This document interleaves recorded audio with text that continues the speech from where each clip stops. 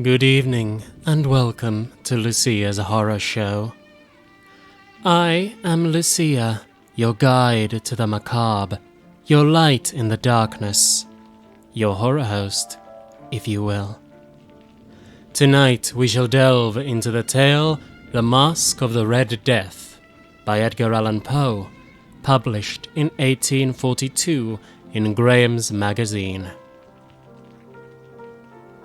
Masque of the Red Death by Edgar Allan Poe. The Red Death had long devastated the country. No pestilence had ever been so fatal or so hideous. Blood was its avatar and its seal, the redness and the horror of blood. There were sharp pains and sudden dizziness, and then profuse bleeding at the pores, with disillusion. The scarlet stains upon the body, and especially upon the face of the victim, were the pest ban which shut him out from the aid and from the sympathy of his fellow men. And the whole seizure, progress, and termination of the disease were the incidents of half an hour. But the Prince Prospero was happy and dauntless and sagacious. When his dominions were half depopulated, he summoned to his presence 1,000 hale and light-hearted friends from among the knights and dames of his court, and with these retired to the deep seclusion of one of his castellated abbeys. This was an extensive and magnificent structure, the creation of the prince's own eccentric yet august taste. A strong and lofty wall girdled it in. This wall had gates of iron. The courtiers, having entered, brought furnaces and massy hammers and welded the bolts. They resolved to leave means neither of ingress or egress to the sudden impulses of despair or of frenzy from within. The abbey was amply provisioned. With such precautions, the courtiers might bid defiance to contagion. The external world could take care of itself. In the meantime, it was folly to grieve or to think. The prince had provided all the appliances of pleasure. There were buffoons, there were improvisatori, there were ballet dancers, there were musicians, there was beauty, there was wine. All these and security were within. Without was the Red Death. It was toward the close of the 5th or 6th month of his seclusion, and while the pestilence raged most furiously abroad, that the Prince Prospero entertained his 1,000 friends at a masked ball of the most unusual magnificence. It was a voluptuous scene, that masquerade. But first, let me tell you of the rooms in which it was held. There were 7, an imperial suite. In many palaces, however, such suites form a long and straight vista, while the folding doors slide back nearly to the walls on either hand, so that the view of the whole extent is scarcely impeded. Here the case was very different, as might have been expected from the Duke's love of the bizarre. The apartments were so irregularly disposed that the vision embraced but little more than one at a time. There was a sharp turn at every 20 or 30 yards, and at each turn a novel effect. To the right and left in the middle of each hall, a tall and narrow Gothic window looked out upon a closed corridor which pursued the windings of the suite. These windows were of stained glass, whose colour varied in accordance with the prevailing hue of the decorations of the chamber into which it opened. That at the eastern extremity was hung, for example, in blue, and vividly blue were its windows. The second chamber was purple in its ornaments and tapestries, and here their panes were purple. The third was green throughout, and so were the casements. The fourth was furnished and lighted with orange, the fifth with white, the sixth with violet. The seventh apartment was closely shrouded in black velvet tapestries that hung all over the ceiling and down the walls, falling in heavy folds upon a carpet of the same material and hue. But in this chamber only, the colour of the windows failed to correspond with the decorations. The panes were scarlet, a deep blood colour. Now in no one of the 7 apartments was there any lamp or candelabrum amid the profusion of golden ornaments that lay scattered to and fro or depended from the roof. There was no light of any kind emanating from lamp or candle within the suite of chambers, but in the corridors that followed the suite there stood, opposite to each window, a heavy tripod bearing a brazier of fire that projected its rays through the tinted glass and so glaringly illuminated the room, and thus were produced a multitude of gaudy and fantastic appearances. But in the western or black chamber, the effect of the firelight that streamed upon the dark hangings through the blood-tinted panes was ghastly in the extreme, and produced so wild a look upon the countenances of those who entered that there were few of the company bold enough to set foot within its precincts at all. It was in this apartment also that there stood against the western wall a gigantic clock of ebony. Its pendulum swung to and fro with a dull, heavy, monotonous clang, and when the minute hand made the circuit of the face and the hour was to be stricken, there came from the brazen lungs of the clock a sound which was clear and loud and deep and exceedingly musical, but of so peculiar a note and emphasis that, at each lapse of an hour, the musicians of the orchestra were constrained to pause momentarily in their performance, to hearken to the sound, and thus the waltzers perforce ceased their evolutions, and there was a brief disconcert of the whole gay company, and, while the chimes of the clock yet rang, it was observed that the giddiest grew pale, and the more aged and sedate passed their hands over their brows, as if in confused reverie or meditation. But when the echoes had fully ceased, a light laughter at once pervaded the assembly. The musicians looked at each other and smiled, as if at their own nervousness and folly, and made whispering vows each to the other that the next chiming of the clock should produce in them no similar emotion. And then, after the lapse of 60 minutes, which embrace 3,600 seconds of the time that flies, there came yet another chiming of the clock, and then were the same disconcert and tremulousness and meditation as before. But in spite of these things, it was a gay and magnificent revel. The tastes of the Duke were peculiar. He had a fine eye for colours and effects. He disregarded the decora of mere fashion. His plans were bold and fiery, and his conceptions glowed with barbaric lustre. There are some who would have thought him mad. His followers felt that he was not. It was necessary to hear and see and touch him to be sure that he was not. He had directed in great part the movable embellishments of the 7 chambers upon occasion of this great fête, and it was his own guiding taste which had given character to the masquerades. Be sure they were grotesque. There were much glare and glitter and piquancy and phantasm, much of what has been seen in Hernani. There were arabesque figures with unsuited limbs and appointments. There were delirious fancies such as the madman fashions. There was much of the beautiful, much of the wanton, much of the bizarre, something of the terrible, and not a little of that which might have excited disgust. To and fro in the 7 chambers there stalked, in fact, a multitude of dreams, and these, the dreams, writhed in and about, taking hue from the rooms and causing the wild music of the orchestra to seem as the echo of their steps. And anon there strikes the ebony clock which stands in the hall of the velvet, and then for a moment all is still, and all is silent save the voice of the clock.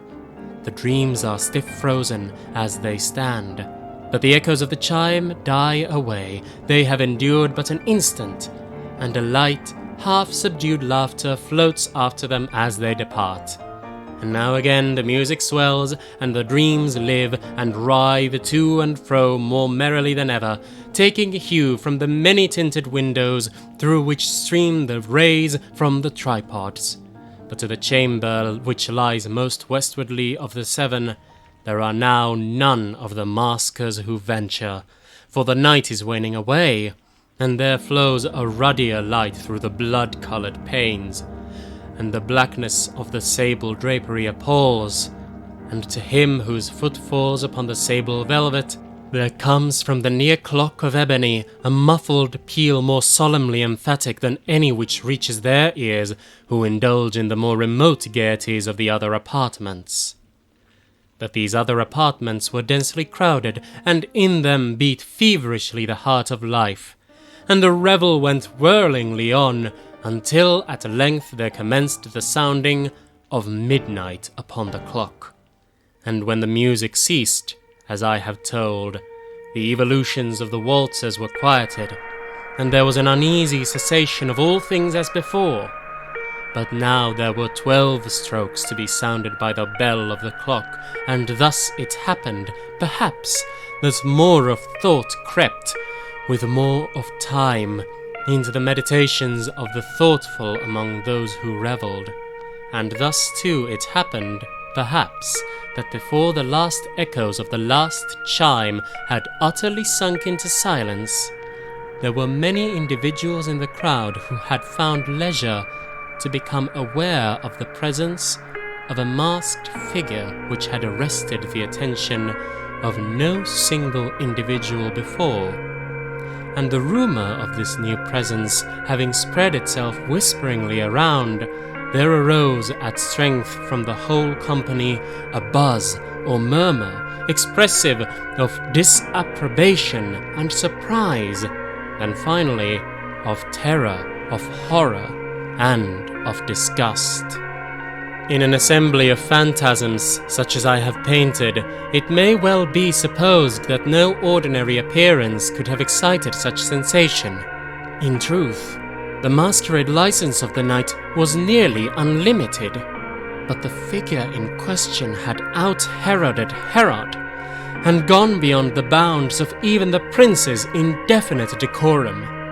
There are chords in the hearts of the most reckless which cannot be touched without emotion, even with the utterly lost, to whom life and death are equally jest.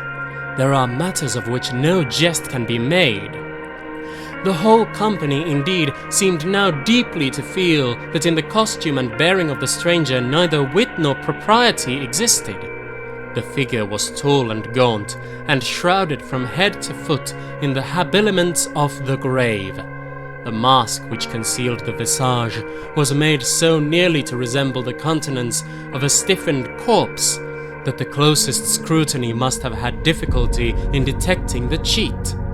And yet all this might have been endured, if not approved, by the mad revellers around. But the mummer had gone so far as to assume the type of the Red Death. His vesture was dappled in blood, and his broad brow, with all the features of the face, was besprinkled with a scarlet horror. When the eyes of Prince Prospero fell upon this spectral image, which with a slow and solemn movement, as if more fully to sustain its role, stalked to and fro among the waltzers, he was seen to be convulsed in the first moment with a strong shudder, either of terror or distaste, but in the next, his brow reddened with rage. "Who dares?" he demanded hoarsely in the courtiers who stood near him. "Who dares insult us with this blasphemous mockery? Seize him and unmask him, that we may know whom we have to hang at sunrise from the battlements." It was in the eastern or blue chamber in which stood the Prince Prospero as he uttered these words.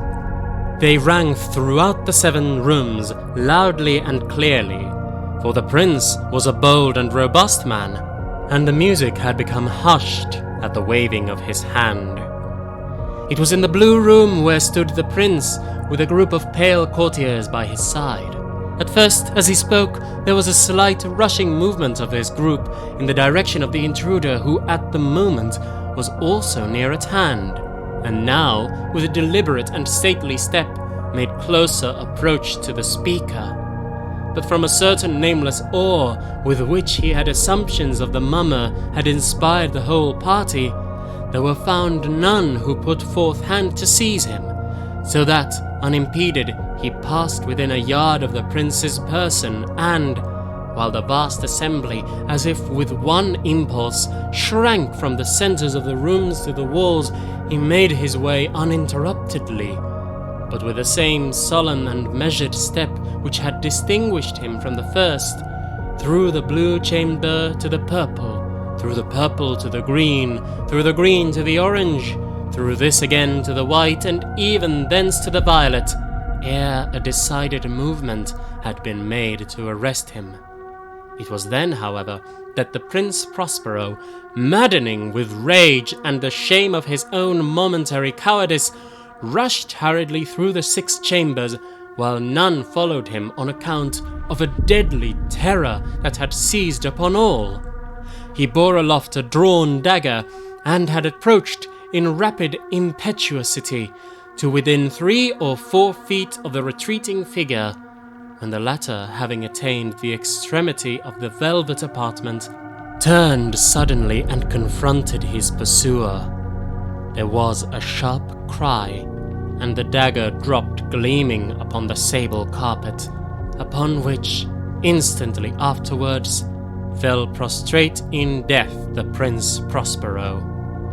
Then, summoning the wild courage of despair, a throng of the revellers at once threw themselves into the black apartment, and seizing the mummer, whose tall figure stood erect and motionless within the shadow of the ebony clock, gasped in unutterable horror at finding the grave cerements and corpse-like masque which they had handled with so violent a rudeness, untenanted by any tangible form. And now was acknowledged the presence of the Red Death. He had come like a thief in the night, and one by one dropped the revellers in the blood-dewed halls of their revel, and died each in the despairing posture of his fall, and the life of the ebony clock went out with that of the last of the gay, and the flames of the tripods expired, and darkness and decay and the Red Death held illimitable dominion over all. There you have it, Masque of the Red Death, a short, creepy tale of terror. And if you feel this episode was too short, don't worry. Starting next week, Lucia's Horror Show will be shifting from the bi-weekly format it has been thus far to weekly stories. This means that yes, Dracula will be finished sooner, but that just means we can get to new long-form epics sooner as well. But with that, I thank you for listening. If you enjoyed, be sure to leave a like and subscribe to not miss a single terrifying tale. Next week's story shall be The Yellow Wallpaper by Charlotte Perkins Gilman. And so, I bid you good night, and enjoy the nightmares